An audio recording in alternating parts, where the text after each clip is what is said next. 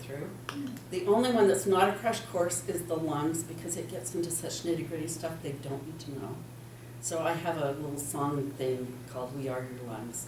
They're singing it by the end of it.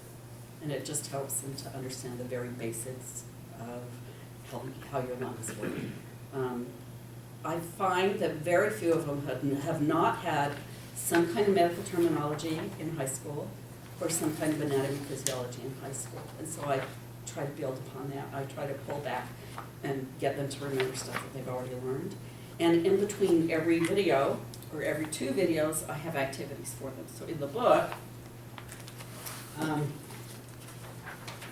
in the anatomy and physiology part, after we watch the videos on the skin, I have some discussion questions that they need to answer. I've given you the answers to those discussion questions. I have somebody come up on the board and draw a picture of what the skin looks like, and they can even bring this picture that's in the book up with them if they want to do it, just so they understand, what skin is and the different, and we talk about, at that point in time, we talk about, you need to understand the different layers of the skin, because when you give injections, you're going to be giving in specific areas. And we want you to understand why it's absorbed differently in the upper layer, the lower layer, in the dermis. We talk about hypodermic needles got their names from our skin layers. And we talk about the skeletal system and the muscular system. I've got a worksheet for the skeletal system. One of the other things I have them do is not this week, but I do have these little skeletons.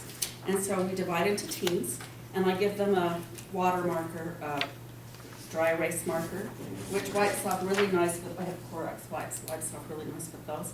But I have them label every single bone that they can think of, and they can use their books if they want to, but I prefer they do it just from what they can remember from what we discussed. And a lot of them are really, really good about it. And then the one that wins, the team that wins gets to have lunch first that day or something, which is something trivial. I also have this that we do at the beginning of the day before we even start talking about anatomy. And this has little Velcro things on it, and I've got little answer things for it, so they label the body. There is a picture in your book that has all these labels on it, and I asked them not to use that. I asked them to just do, these are numbered because when I put them together, I didn't realize that some of the little Velcro things were different than others. And so if they have this one, they've got the right name to go under it. It works. Okay, so between the skeletal system and the heart and the muscles, then we have another activity that we do. There's some critical thinking for pulmonaries after we've watched the lung songs. We talk about the nervous system, and I've got a nervous system review sheet that we go over with.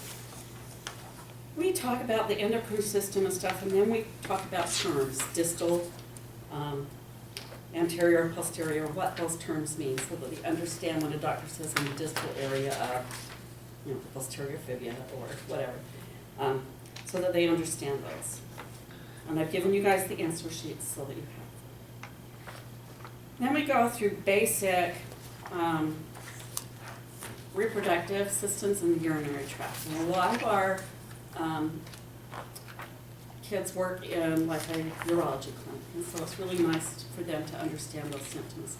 Now, I was a GI specialist for years before I really got into education, and that's how I got into education. But so when we talk about the GI system, I draw pictures on the board a lot, and I am the world's worst artist, but they love my little stick figures. I mean, my 3-year-old grandchild could do better than I do, but it's okay. It helps them remember. And sometimes I'll have them come up and draw stuff for us because they're so much better at it than I am. So the pictures look a little more well jointed together. So that's our second day. Our second day is all about anatomy and physiology. Okay. All right. Their homework after we do all of this is so that the next week we're going to be talking about medical math and medication administration. So I give them the assignment to read all of the medication. Let's see. they have to read 95 to 108 and do any of the math questions that they can, okay? When they come back, we go over those math things together. I've given you answer sheets for those math questions, and I've given you an extra sheet of math questions so that you can do it on the board with them. Basically, I teach them the desire over have times the vessel to be able to give it. It's really easy, it's not hard, but some people just turn off when you say math, and they get really scared about it. And I learned really the hard way, don't ask somebody to come to the board that doesn't want to, okay? If they volunteer to come up to the board, more power to them, but if you force somebody to come up to the board that's not sure of themselves, it really makes them feel intimidated, and they let me know in uncertain terms they didn't like that. So I stopped doing that, and the next class was really, I had a lot more volunteers in the next class, but they told me how much they appreciated not being forced to do something in front of the class. So, and I will even stay with them after class and do math with them if needed, if they still have a lot of questions about it. But usually with their peers helping them, they pick it up, they get it, they help each other. It's amazing to me how close they get to each other really quickly in this class. So some of them sit together because they know each other, and others sit, they don't know anybody from anywhere, and so they just make new friends in this class. The other thing I do on that day of medical math is that we talk about medical law and ethics, because I want them to be aware of what can happen to them if they don't stay within their scope of practice. Now, I've been told stories about things like MAs who just make up a blood pressure and write it down, or make up the temperature, or just write down whatever they feel like for respiratory rates and stuff. And I try to help them understand that that can get them into a lot of trouble, because that's basically negligence or malfeasance. They're not being truthful in what they've done for the patient. And I want them to be aware of that. I also want them to understand that even though their physician is really the one that's going to get in trouble, they can get in trouble just as much as their physician if he asks them to do something that's not in their scope of practice, and they do it. And then something happens to the patient. So they need to be aware that it's okay to say no. And I've even taught to some physicians. In my first class, I tell them it's not their job to go back and tell people they're doing things wrong. They're brand new, they're just learning this, no one's gonna listen to them, and that's not the appropriate way to handle it. If they tell me something, I always come to you guys and to Kelly, the ambulatory nurse managers, and let them know what's going on, and I let them handle it, unless it's something they want me to really be specific with. I had one physician who was telling his MAs that they had to keep taking the blood pressure until it reached a certain protocol. It was okay so that he didn't have to do any referrals. And he would literally tell them, our new MA knows about our blood pressure, right? Because he didn't want to have to write any referrals or do anything about blood pressure. And so I actually talked to him one-on-one after Kelly requested it, so that I could explain to him that how inappropriate it is for him to be doing that and telling people to do that, because it's dishonest. It's false charting. He's training them to do something that's wrong, and he's not helping his patients. He needs to be doing what's right for the patient. And I did that with his medical director sitting with me. So it wasn't Ann says you have to do this. It was his medical director wanting me to explain from our point of view, teaching these new students what the problem is. Okay?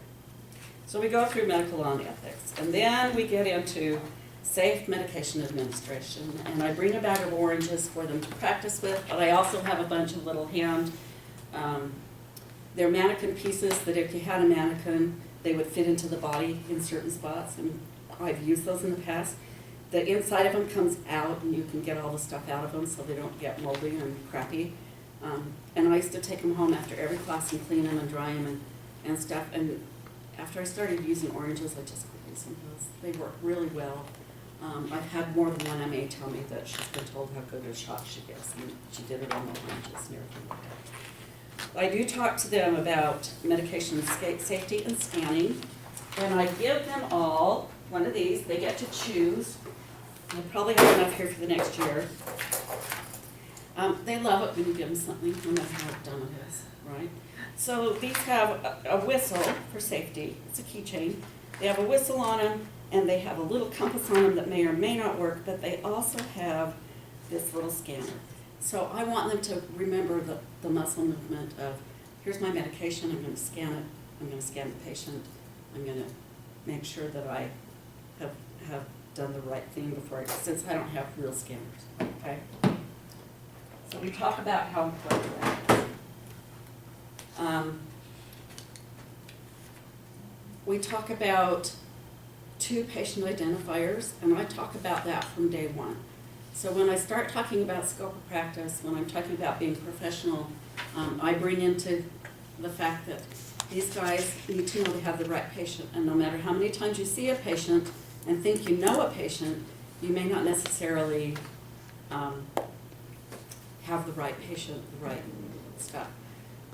Clem's not here, but I would use him as my example a lot because he's very deaf. He wears hearing aids. But if you're walking down the hall in front of him, talking to him, he can't hear a word you're saying. So he just answers yes to everything. So if you say something and you're pointing down like this and he can't see your face, he'll just say yes. He doesn't care what you're saying. And I've literally had people ask the wrong things and I've heard him say yes, and I'm like, no. So, and the other thing with 2 patient identifiers is I'm old and I don't care if people like me or not anymore, and so when I'm in a facility, I try to educate them appropriately if they do it wrong. So I know, I go to Salt Lake Clinic Internal Medicine. Those ladies know that if they don't ask me to tell them my name and date of birth or whatever, that I'm going to reprimand them and tell them they're doing it wrong. The X-ray department down there, the young lady said, so you're Ann Jackson and your date of birth is blah, blah, blah, and you live at, and gave my address. And I said, I'm really sorry, but you just told me everything I would need to know if I wasn't Ann and I wanted some information on her. And I could go steal her information. She said, well, aren't you Ann? And I said, yes, I'm Ann, but you need to have your patients tell you. Never give information. Always ask your patient to give you the information. The same thing holds on a telephone call. You can call and leave a message, but you're not supposed to say, for your doctor's appointment, for your hairy feet, or whatever it is you're going in for, right? They can leave a message, or they can say, you can call me back at this number. And if they call you to do a registration of any kind, a lot of people